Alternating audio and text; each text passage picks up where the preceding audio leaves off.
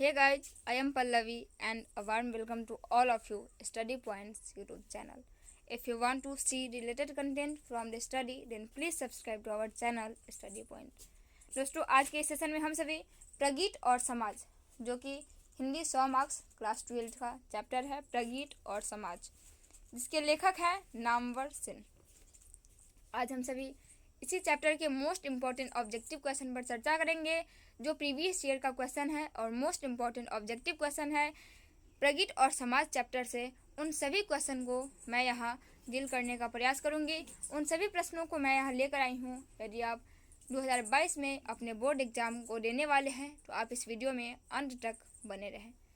दोस्तों, हमारा पहला क्वेश्चन है नामवर सिंह की रचना कौन सी है।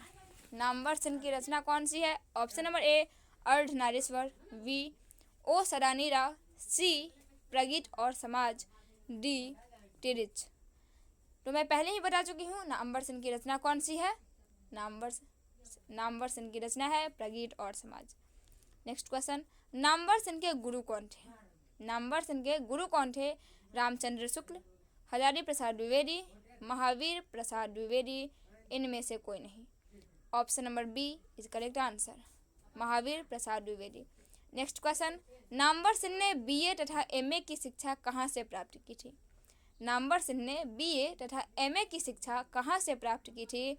जेएनयू, डीयू, बीएचयू, इनमें से कोई नहीं। तो दोस्तों उन्होंने बीएचयू से, option number C is correct answer, Namvar Singh ने बीए और एमए की शिक्षा बीएचयू से प्राप्त की थी। नेक्स्ट क्वेश्चन, प्रगीत कैसा काव्य है? प्रगीत कैसा काव्य है? गीत काव्य, आत्मपरक काव्य, प्रबंध काव्य, इनमें से कोई नहीं। प्रगीत कैसा काव्य है? तो प्रबंध काव्य है। Option number C is correct answer, प्रगीत प्रबंध काव्य है। Next question, question number 5 is दुनिया को हाथ की तरह गर्म और सुंदर होना चाहिए। दुनिया को हाथ की तरह गर्म और सुंदर होना चाहिए, यह किस कवि की कविता का अंश है? केदारनाथ सिंह, जयशंकर प्रसाद, सुभद्रा कुमारी चौहान, शमशेर बहादुर सिंह। दुनिया को हाथ की तरह गर्म और सुंदर होना चाहिए, यह कविता किस कवि की कविता का अंश है? Option number A is correct answer, Kedarnath. Next question, Acharya Ramchandra Shukla के काव्य सिद्धांत का आदर्श कौन सा काव्य है? आचार्य रामचंद्र शुक्ल के काव्य सिद्धांत का आदर्श कौन सा काव्य है? गीत काव्य, मुक्तक काव्य, प्रबंध काव्य, इनमें से कोई नहीं। Option number C is correct answer, प्रबंध काव्य। नेक्स्ट क्वेश्चन, सहर्ष स्वीकारा है कविता के रचयिता कौन है? सहर्ष स्वीकारा है कविता के रचयिता कौन है? Nagarjun, Muktibodh, Kedarnath Singh, Trilochan.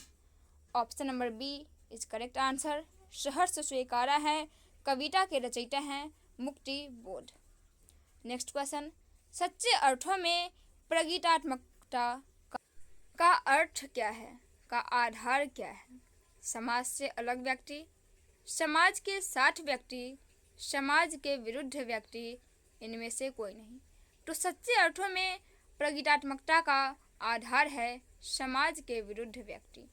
Option number C is correct answer. पर किसने यह सातों सागर के पार एकाकीपन से ही मानो हार? पर किसने यह सातों सागर के पार एकाकीपन से ही मानो हार, यह किस कवि के कविता का अंश है? Shamsher Bahadur Singh, Muktibodh, Nagarjun, Trilochan. Option number A is correct answer, पर किसने यह सातों सागर के पार एकाकीपन से ही मानो हार, यह शमशेर बहादुर सिंह के द्वारा लिखित कविता का अंश है। नेक्स्ट क्वेश्चन, नामवर सिंह को कविता के नए प्रतिमान पर साहित्य अकादमी पुरस्कार कब मिला था? 1970 में, 1971 में, 1972 में, 1973 में। Option number B is correct answer, Namvar Singh को कविता के नया प्रतिमान के लिए 1972 ईस्वी में साहित्य अकादमी पुरस्कार मिला था। नेक्स्ट क्वेश्चन, टन गई रीढ़, यह किसकी कविता है? टन गई रीढ़, यह किसकी कविता है? Muktibodh, Trilochan, Nagarjun, Nirala. Option number C is correct answer, Nagarjun. Next question, Namvar Sen 1970 में किस विश्वविद्यालय में हिंदी विभाग के अध्यक्ष पद पर प्रोफेसर के रूप में नियुक्त हुए? नामवर सेन 1970 में किस विश्वविद्यालय में हिंदी विभाग के अध्यक्ष पद पर प्रोफेसर के रूप में नियुक्त हुए? बनारस हिंदू विश्वविद्यालय, इलाहाबाद विश्वविद्यालय, दिल्ली विश्वविद्यालय, जोधपुर विश्वविद्यालय। Option number D is correct answer, Jodhpur विश्वविद्यालय। नेक्स्ट क्वेश्चन, दूसरी परंपरा की खोज यह किसकी रचना है?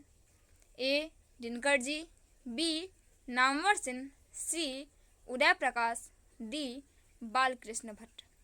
दूसरी परंपरा की खोज नामवर सेन की रचना है। नेक्स्ट क्वेश्चन, निम्नलिखित में से कौन प्रलय की छाया के कवि हैं?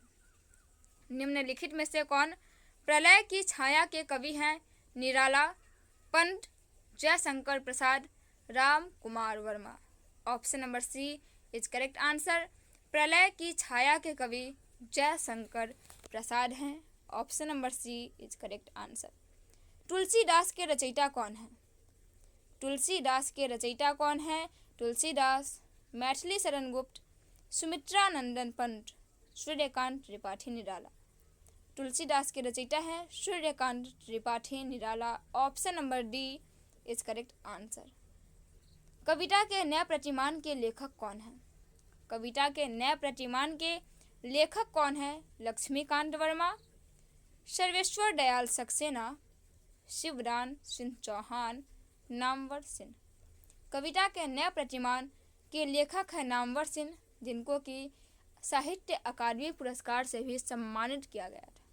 नेक्स्ट क्वेश्चन, बाज की दाढ़ में आदमी का खून लग चुका है, यह किस कविता की पंक्ति है?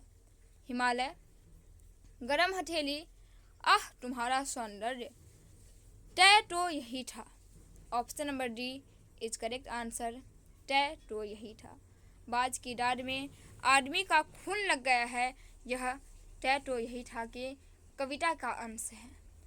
तुम लोगों से दूर हूँ, यह किसकी कविता है? Muktibodh, Hazari Prasad Dwivedi, Pant, Agyeya. Option number A is correct answer, Muktibodh. तुम लोगों से दूर हूँ, यह मुक्तिबोध की कविता है। Next question number 20, Namvar Sen का जन्म कब हुआ था? 28 जुलाई 1927 ईस्वी को, 20 जून 1925 ईस्वी को, 27 मई 1926 ईस्वी को, 22 मई 1925 ईस्वी को। तो नामवर सेन का जन्म 28 जुलाई 1927 ईस्वी को हुआ था। नेक्स्ट क्वेश्चन, कौन सी पुस्तक नामवर सेन जी की है? पीली छतरी वाली लड़की, पृथ्वीराज रासो की भाषा, अंतराल, न आने वाला कल। नामवर सेन की रचना है पृथ्वीराज रासो की भाषा। Option number B is correct answer. Next question number 22 is, कौन सी पुस्तक नामवर सेन की नहीं है? अब 4 विकल्प है, उनमें देखना है कि कौन सी पुस्तक है जो नामवर सेन के द्वारा लिखित नहीं है। बकलम खुद, इतिहास और आलोचना, तिरिच, दूसरी परंपरा की खोज। नामवर सेन का रचना नहीं है तिरिच, बकलम खुद, इतिहास और आलोचना, और दूसरी परंपरा की खोज नामवर सेन की रचना है, जबकि तिरिच नामवर सेन की रचना नहीं है। नेक्स्ट, राम की शक्ति पूजा किसकी कविता है? राम की शक्ति पूजा किसकी कविता है? पंत, दिनकर, महादेवी वर्मा, निराला। तो राम की शक्ति पूजा जो है वो निराला की कविता है। Option number D is correct answer. अब हम सभी 24वें क्वेश्चन पर चर्चा करेंगे, जो कि बहुत ही मामूली क्वेश्चन है, और आप बोर्ड के एग्जाम से देखें तो VVI भी है कि प्रगीत और समाज के लेखक कौन हैं? बालकृष्ण भट्ट, जयप्रकाश नारायण, नामवर सेन, उदय प्रकाश। तो दोस्तों हम सभी जानते हैं कि प्रगीत और समाज के लेखक हैं Namvar Singh, option number C is correct answer. Next, Namvar Singh द्वारा लिखित प्रगीत और समाज क्या है? उसकी विधा क्या है? नामवर चिन्ह के द्वारा लिखित प्रगीत और समाज की विधा क्या है? आलोचना है, निबंध है, एकांकी है या आत्मकथा? Option number B is correct answer. Namvar Singh द्वारा लिखित प्रगीत और समाज एक निबंध है। Option number B is correct answer. Next question, Namvar Singh को किस कृति पर साहित्य अकादमी पुरस्कार प्राप्त हुआ? कविता के नए प्रतिमान पर, कहानी नई कहानी पर, पृथ्वीराज रासो की भाषा पर, इतिहास और आलोचना पर? दोस्तों, जैसा कि मैं पहले भी बता चुकी हूँ कि नामवर चिन्ह को साहित्य अकादमी पुरस्कार कविता के नए प्रतिमान के लिए दिया गया था। Option number A is correct answer. Next, Namvar चिन्ह प्रधान संपादक थे। नामवर चिन्ह प्रधान संपादक थे हंस के, सरस्वती के, वागर्थ के, आलोचना के। दोस्तों, त्रैमासिक पत्रिका थी आलोचना, उसके वे प्रधान अध्यक्ष थे। नेक्स्ट क्वेश्चन, कामायनी के कवि हैं। कामायनी के कवि कौन है? पंत, प्रसाद, महादेवी वर्मा और निराला। तो दोस्तों, कामायनी के जो कवि हैं वो है निराला जी। ये हम लोग के टाइम भी क्वेश्चन आया था, ये भी आई है, आप इसे भी पढ़ लें। नेक्स्ट, लिरिक का पर्याय क्या है? मतलब लिरिक का पर्यायवाची क्या होता है? प्रगीत, कथा, जीवनी और कल्पना। तो दोस्तों, इसका सही जवाब है ऑप्शन नंबर ए प्रगीत। लिरिक का पर्याय होता है, पर्यायवाची है प्रगीत। Option number A is correct answer. दोस्तों, ये था हमारा आज का सेशन। हम फिर मिलेंगे अगले वीडियो में नए टॉपिक के साथ, नए चैप्टर के साथ। अगर वीडियो पसंद आए तो वीडियो को लाइक करें, चैनल को सब्सक्राइब करें, दोस्तों के साथ शेयर करें। चैनल को सब्सक्राइब कर बेल आइकन को प्रेस करें ताकि लेटेस्ट वीडियो का नोटिफिकेशन आपके पास तक पहुंचता रहे। वीडियो में अंत तक हमारे साथ बने रहने के लिए आप सबों का बहुत बहुत धन्यवाद। हम फिर मिलेंगे अगले वीडियो में। Thanks for watching my video till and.